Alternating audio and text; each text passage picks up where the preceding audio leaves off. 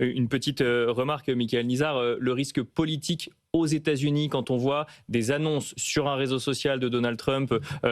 dire qu'il veut interdire à des entreprises cotées à Wall Street d'acheter des maisons individuelles pour limiter l'inflation sur les prix des maisons, quand on voit Donald Trump qui veut interdire les dividendes sur des sociétés de la défense, est-ce que le risque politique aux États-Unis est grandissant pour 2026 ? En fait, en faisant tout ceci, Trump parle directement à ses électeurs et en fait, on le voit bien dans sa baisse des intentions de vote et sa baisse de la popularité, c'est le coût de la vie qui en fait est aujourd'hui sanctionné par les électeurs. Mais on verra donc, en fait, ensuite. Tout ceci, effectivement, est directement traduit juste une chose, c'est de chercher à faire baisser finalement le coût de la vie avec un pouvoir d'achat qui pourrait éventuellement remonter grâce à des prix du pétrole plus faibles, un prix à l'essence qui maintenant sur le prix du gallon, on est un petit peu passé en dessous de 3 dollars le gallon, et en fait une inflation, c'est là où il est attendu, une inflation qui devra continuer de baisser. Mais est-ce qu'il y a un risque politique pour les valeurs concernées et peut-être d'autres valeurs demain ?